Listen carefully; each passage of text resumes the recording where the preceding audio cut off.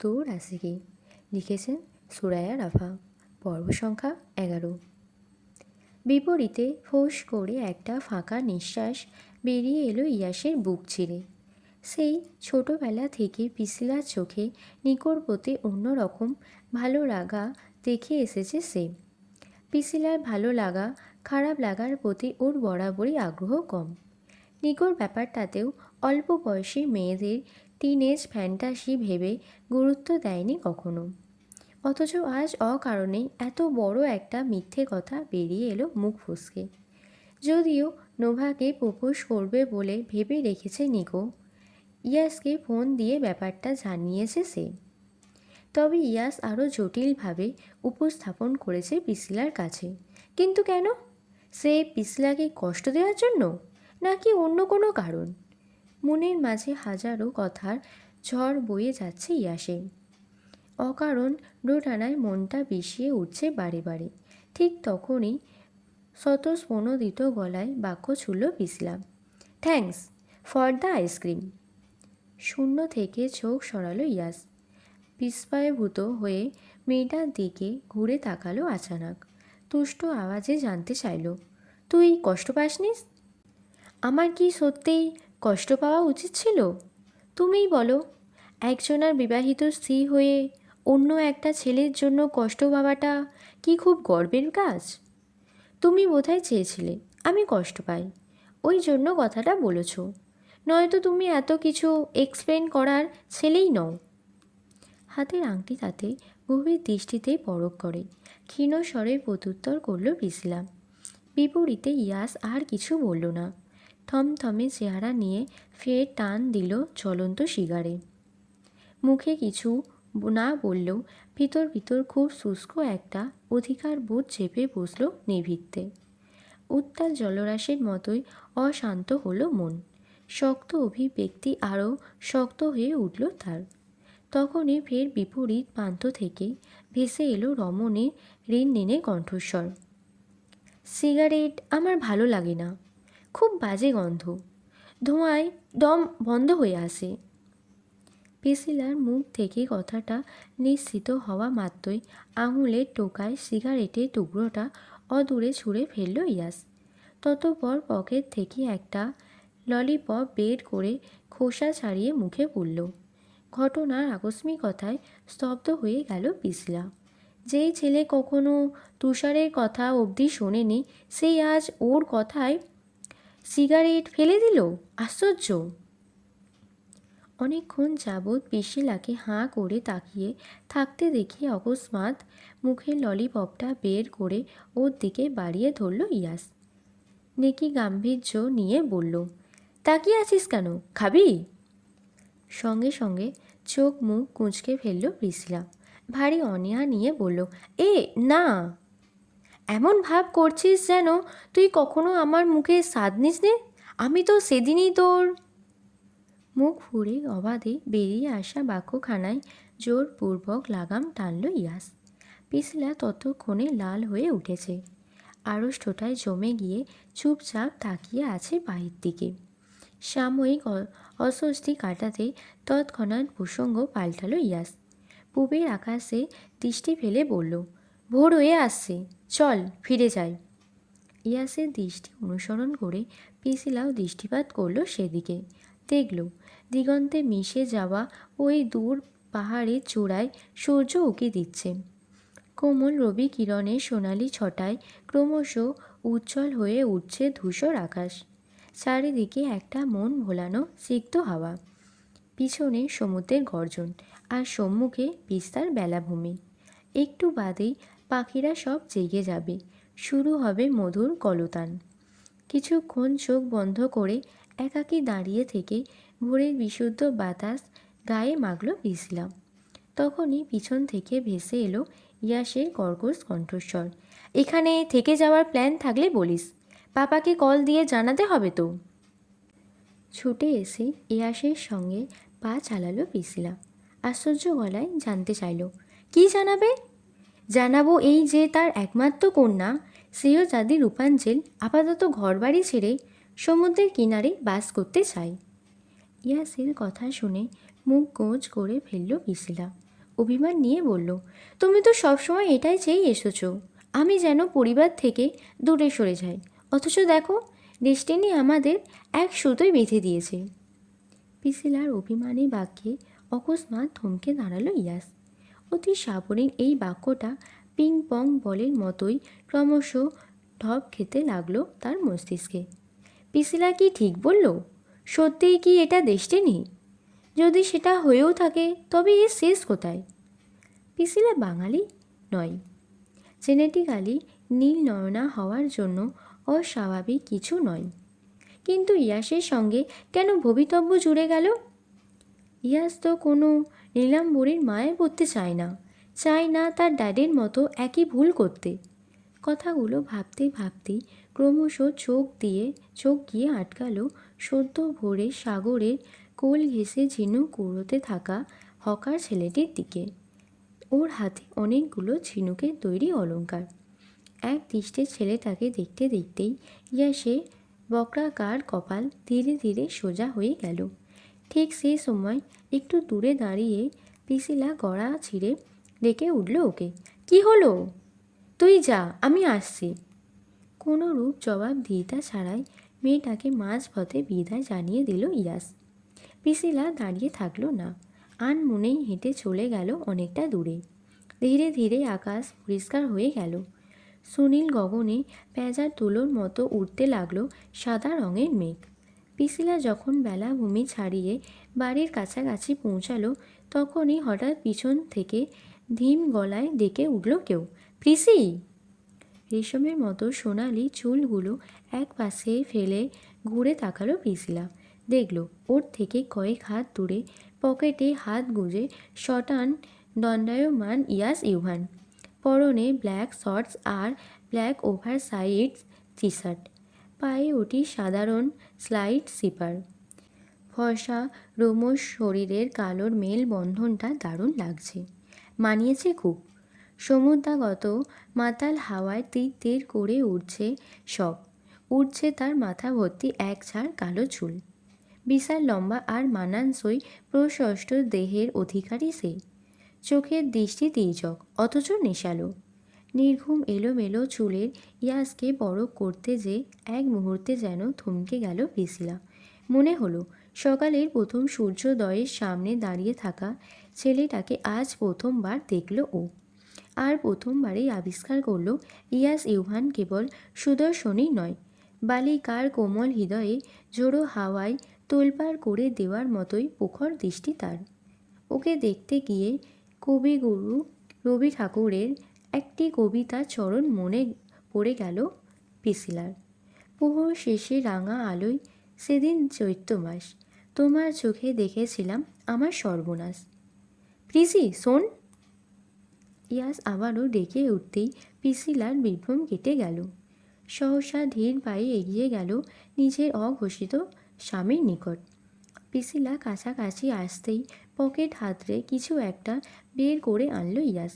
ঠিক সেই সময় অনুভূতির দেওয়ালে সূক্ষ্ম চির ধরিয়ে নদীর প্রতিকূল স্রোতের মতোই পাশ থেকে পিসিলার নাম ধরে ডেকে উঠল কেউ, পিসিলা জাওয়াদ! ঘুরে তাকালো পিসিলা। সঙ্গে সঙ্গে আবারও পকেটে হাত গুছিয়ে ফেলল ইয়াস। পাশ ফিরে দেখল নগণ্য পরিচিত একটা মুখ। বিশালাকৃতি একটা গোলাপ ফুলের বুকে নিয়ে সামনে দাঁড়িয়ে আছে ওদের। প্রথম দেখাতে একটু হতভাগ হলেও চিনতে অসুবিধা হলো না ইয়াসের। ছেলেটাকে দেখা মাত্রই আশ্চর্যের ঝিলিক খেলে গেল পিসিলার চোখের তারায়। পুলকিত স্বরে আওড়ালো, নিবান, আপনি এখানে? কি করব? রাশিয়ান মহারানী যে আমাকে সোশ্যাল মিডিয়াতে ব্লক করে দিয়েছে। এদিকে জন্মদিনের উইশ না করেও থাকতে পারছিলাম না, তাই খুঁজতে খুঁজতে চলেই এলাম। বিগলিত হেসে কথাগুলো বলেই ফ্লাওয়ার বুকেটা পিসিলার দিকে বাড়িয়ে দিল নিভান। দ্বিতীয়বারের মতো অভ্যর্থনা জানিয়ে বলল, শুভ জন্মদিন। Thank you so much. আপনি কি করে জানলেন?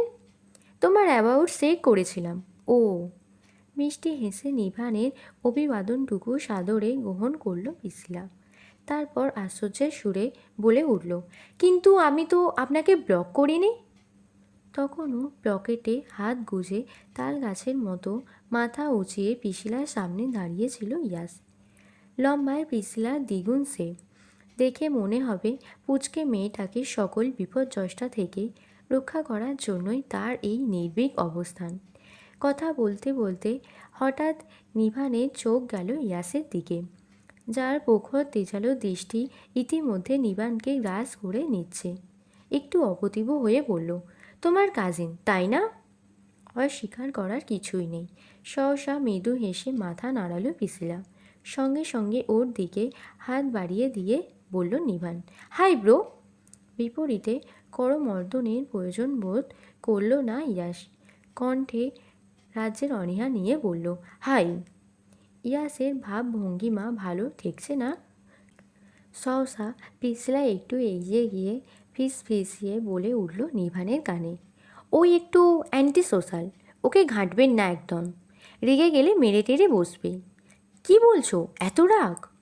পিছিলার কথা শুনে হতভম্ব হয়ে গেল নিভান। বিপরীতে আবারও হ্যাঁ সূচক মাথা নাড়ালো মেয়েটা। রসিয়ে রসিয়ে বলল, ঠিকই বলেছি, ওকে আমি ছাড়া কেউ হ্যান্ডেল করতে পারে না। কিন্তু কিভাবে? এবারই এক ঝলক পিছনে ঘুরে ইয়াসের দিকে দৃষ্টিপাত করল পিছিলা। ইয়াসও ভ্রুকুটি করে ওর দিকে তাকালো। তারপর আবারও সামনে তাকিয়ে নিভানকে উদ্দেশ্য করে বলল, সেসব পরে বলবো, আগে ভিতরে চলুন, চা খাবেন। আমি তো চা খেতে আসিনি। কথাটা বলে কুটিল হাসল নিভান। পিছিলা ভ্রুকুটি করে বলল, তাহলে আমার তরফ থেকে একটা ট্রিট বাকি আছে, মনে আছে? হ্যাঁ, আপনার রেস্টুরেন্টে। আজ আর রেস্টুরেন্টে নয়, আমার মায়ের হাতের প্রপার বাঙালি খাবার টেস্ট করাতে চাই তোমাদের। আর আমার তরফ থেকে এটাই তোমার জন্মদিনের ট্রিট। নিভানের কথা শুনে চোখ দুটো বড় বড় হয়ে গেল পিছিলার। বাঙালি খাবারের প্রতি এক অদ্ভুত ঝোঁক রয়েছে মেয়েটার। তাই উৎফুল্ল গলায় বলে উঠল, that's so sweet of it. পরপরই কি ভেবে যেন ইয়াসের দিকে তাকালো ও। ছেলেটা রক্ত গরম চোখে চোখ পড়তেই মেয়েটা শুকিয়ে একটুখানি হয়ে গেল। মনির স্বরে বলল, কিন্তু ইয়াস। বাক্য সম্পূর্ণ করতে হলো না পিছিলার। তার আগেই উদ্ধারকর্তার মতো মুখ থেকে কথা কেড়ে নিল নিভান। ইয়াসকে উদ্দেশ্য করে খুব প্রসিদ্ধ গলায় বলল, ইয়াস ব্রো, প্লিজ কাম হুইথ আস। তুমি গেলে আমারও ভালো লাগবে। প্রিসিলা মনে মনে জানত নাক উঁচু ছেলেটা কিছুতেই রাজি হবে না। বিনা বাক্য ব্যয়ে মুখের উপর না করে দেবে নিভানকে। ও নিজেও বোধহয় এটাই চেয়েছিল, ইয়াস না যাক, নিভানের অনুরোধে তুষ্ট না হোক। কিন্তু জীবনে প্রথমবারের মতো নিজের ভাবমূর্তি খণ্ডালো ইয়াস। নিভান একবার বলা মাত্রই কী ভেবে যেন চট করেই রাজি হয়ে গেল সে। একটু আগেই ঝেঁপে বৃষ্টি নামল, এখন আবার কাঁচের মতো স্বচ্ছ রোদ। নরম আর্দ্র পিচ ঢালা রাস্তার বুক চিরে চলছে 4 চাকার গাড়িটা। কখনো আবার আচমকাই ব্রেক করছে মাঝ রাস্তায়। যাত্রীরা উঠছে নামছে। কেউ কেউ আবার বিরক্তি মাখা চেহারা নিয়ে নীরবে অপেক্ষার প্রহর গুনছে। কক্সবাজার থেকে বান্দরবান যাওয়ার পথে রাস্তাটা বেশ দুর্গম। সেদিন একটা দুর্ঘটনা ঘটে যাওয়ায় নতুন করে আর লং ড্রাইভের রিস্ক নেয়নি রোহান। উঠেছে লোকাল বাসে। বিচিত্র এই যানবাহনে ওঠার অভিজ্ঞতা তার কাছে নতুন। প্রয়োজনে অপ্রয়োজনে ইটালিতে বহুবার লোকাল বাসে উঠলেও বাংলাদেশের এই জরাজীর্ণ যানবাহনের সঙ্গে সেই বাসে রয়েছে বিস্তর তফাৎ। যাই হোক, নতুন নতুন সব অভিজ্ঞতা রপ্ত করতে ভালোই লাগে তার। আজকেও ভালো লাগছে। খোলা জানলার বাইরে ঘন বন জঙ্গল আর লতা গুল্মের ফাঁক ফোঁক করে ঝিকোচ্ছে শেষ বিকালের মরা রোদ। বৃষ্টি শেষের হিমেল ঠান্ডা বাতাসটাও ভালো লাগছে খুব। জানলার বাইরে মুখ বাড়িয়ে লম্বা শ্বাস টানল রোহান। তারপর কানের মাঝে এয়ারবাড গুঁজে সাদা ব্যান্ডেজে মোড়ানো হাতের দিকে তাকালো সে। সেদিন রাতে খুব যত্ন করে ব্যান্ডেজ বেঁধে দিয়েছিল মেয়েটা, অথচ ট্রিটমেন্টের পর পারিশ্রমিক দিতে চাইলে সেটাও গ্রহণ করেনি। বলেছে গিটারের জন্য ক্ষতিপূরণ দিতে হবে, তবে টাকা সে নেবে না। তাহলে ক্ষতিপূরণটা কিভাবে দেবে রোহান? কীভাবেই বা খুঁজে পাবে সেই রূপবতী ডাক্তার রমণীকে? গত কয়েকদিন যাবৎ এই একটা প্রশ্নই সারাক্ষণ মস্তিষ্কে ঘুরপাক খাচ্ছে রোহানের। কিছুতেই মন থেকে সরানো যাচ্ছে না ওই শ্যাম বরণ মুখের সিক্ত হাসিটা। বছর 40-এর কোঠায় দাঁড়িয়ে রোহান একটি অচেনা মেয়ের হাসিমাখা মুখ ভুলতে পারছে না। বিষয়টা খুব হাস্যকর। কারণ হয় সে কোনোভাবে ম্যানিপুলেট করেছে, নয়তো রোহান নিজেই তাকে ভুলতে চাইছে না। কিন্তু ভুলতে না চাওয়ার পিছনের রহস্য কী? মেয়েটাকে কি কোনোভাবে রোহানের ভালো লেগেছে? শুধুমাত্র সাময়িক চোখের ভালো লাগা, নাকি তার চেয়েও বেশি কিছু? অচেনা অজানা একটা মেয়েকে কেন্দ্র করে রোহানের অস্থির মস্তিষ্কের বাক বিতণ্ডা তখনই থমকে গেল, যখন বসন্তের এক ঝাপটা হিমেল হাওয়ার মতোই সেই মেয়েটি এসে আকস্মাৎ তার পাশ ঘেঁষে বসল। মনের এলোমেলো ভাবনা সেখানেই থমকে গেল। পাছে না আবার মনের কথাগুলো মেয়েটা অসতর্কতায় শুনে ফেলে, সেই ভয়ে দ্রুত ঘাড় ঘুরিয়ে বাইরে তাকালো রোহান। কিন্তু চৌকস হৃদমিলা ঠিকই চিনে ফেলল তাকে। সটা উচ্ছ্বাসিত গলায় ডেকে উঠল, আপনি সে না? ওই যে অ্যাক্সিডেন্ট হলো? না চাইতো ফিরে তাকালো রোহান। হৃদকে দেখে আশ্চর্য হওয়ার ভান করে বলল, আরে আপনি এখানে? হ্যাঁ, মেডিকেল ক্যাম্পেনে এসেছি, আমার টিমও আছে সাথে। এই বলে সামনের দিকে ইশারা করলো হৃদ। রোহান সামান্য গ্রিপ্পা তুলে দেখল আশেপাশে সিটগুলোতে সব সাদা অ্যাপ্রন পরিহিত ইন্টার ডাক্তার। সবাই ঘুরে তাকাতেই সৌজন্যে হাসি হাসল রোহান। তারপর আবারও হৃদমিলার দিকে তাকিয়ে প্রশ্ন করল, চিনলেন কি করে আমায়? হৃদমিলা রোহানের হাত তাকে ইশারা করে বলল, নিজের হাতে মোড়ানো ব্যান্ডেজ নিজেই চিনব না? কী যে বলেন, এখনও খোলেননি কেন এটা? বিপরীতে ঠোঁট ওল্টালো রোহান, আনমনা হয়ে বলল, ইচ্ছে করেনি। কি বলছেন? এভাবে রেখে দিলে তো ইনফেকশন হয়ে যাবে, দাঁড়ান এক্ষুনি। বলেই একটা ছেলে কলিগকে ফার্স্ট এড বক্স নিয়ে ডেকে পাঠালো হৃদমিলা। তারপর গাড়িতে বসেই ওর ক্ষতটাকে ড্রেসিং করতে আরম্ভ করলো। রোহান চুপচাপ তাকিয়ে দেখতে দেখতেই প্রশ্ন করল, কোথায় যাচ্ছেন? এতদিন কক্সবাজারেই ছিলাম, এবারে লোকেশান বান্দরবানে থানচি। ওখানে 2 দিন অবস্থান করে সোজা চিটাগং ফিরব। আর আপনি? রোহানের হাতে নতুন করে ব্যান্ডেজ বেঁধে দিয়ে প্রশ্নটা করল হৃদমিলা। রোহান সেই হাতটা উল্টে পাল্টে দেখতে দেখতেই জবাব দিল, আমি আপাতত নিরুদ্দেশ হয়ে ঘুরছি, তারপর হুট করেই আবার হারিয়ে যাব। হারিয়ে যাবেন মানে? কোথায় যাবেন? হৃদমিলার কণ্ঠে বিস্ময়। বিপরীতে ফিচেল হাসল রোহান, কৌতুক স্বরে বলল, হারিয়ে যাব মানে কর্মস্থলে ফিরে যাব, আপাতত ভ্যাকেশনেই আছি। কি করেন আপনি? হৃদের প্রশ্নের জবাবে রোহান কিছু বলতেই যাবে, তখনই ওপাশ থেকে গিটারের গায়ে সুর তুলে একযোগে হৈরৈ করে গান ধরল সবাই। দুধে আলতা গায়ে পরন রূপ যে কাঁচা সোনা, আঁচল দিয়া ঢাইকা রাইখো চোখ যেন পড়ে না, আমি প্রথম দেখে পাগল হলাম, মন তো আহা মানে না। সবচেয়ে আশ্চর্যের ব্যাপার হলো রোহানের পাশে বসা মেয়েটির দুধে আলতা গায়ের বরণ নয়, তবুও তার মন মানছে না। বছরের পর বছর ধরে বুকের ভিতর পুষে রাখা সুপ্ত কিছু অনুভূতি ব্যক্ত করতে মন চাইছে তাকে, কিন্তু এভাবে তো চাইলেও কোনো কিছু সম্ভব নয়। পরিচয়টা না হোক, নামটা তো অত্যন্ত জানা দরকার। সহসা কোনো রূপ ভনিতা না করে নাম জানতে চাইল মেয়েটার। আপনার নামটা? প্রশ্নটা হৃদমিলা ঠিকভাবে শুনেছে কি শোনেনি তার আগেই অকস্মাৎ ঝাঁকুনি দিয়ে ব্রেক কষল বাসটা। গন্তব্যে এসে গিয়েছে বোধহয়, তাই তো হুড়োহুড়ি করে নামতে আরম্ভ করলো সবাই। টিমের সঙ্গে সঙ্গে বেখেয়ালে হৃদমিলা নিজেও নেমে গেল বাস থেকে। তারপর সকলে মিলে চড়ে উঠল চাঁদের গাড়ি নামক এক ফোকাস ছাদ খোলা জিপে। বাইরে তখন ঝিরিঝিরি বৃষ্টি শুরু হয়েছে। আকাশের মুখ বেজায় কালো, হয়তো এক্ষুনি হাউমাউ করে কেঁদে ফেলবে সে। তখনই ফের দৃষ্টি গিয়ে আটকালো স্থির বাঁশি খোলা জানলায়। শত শত মানুষের ভিড়ের মাঝে লোকটা এখনও প্রশ্ন চোখে তাকিয়ে আছে হৃদমিলার দিকে। সেই চোখে চোখ রেখে কুর্তি আর লেগিংসের সঙ্গে সাদা অ্যাপ্রন পরিহিত মেয়েটাও স্তব্ধ হয়ে রইল কিছুক্ষণ। সময়টা যেন ধীর হয়ে গেল। অঝোর ধারায় বর্ষণের মাঝেও নিষ্প্রভ চোখে তাকিয়ে রইল দুজনে।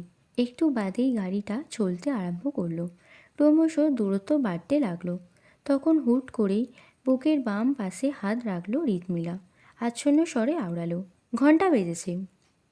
তা দেখে কপাল কুঁচকে গেল রুহানের। তার বিচলিত অভিব্যক্তিতে মুচকি হাসল মেয়েটা। গলা চিরে জবাব ছুড়ল, আবার যেদিন দেখা হবে নামটা সেদিনই বলবো।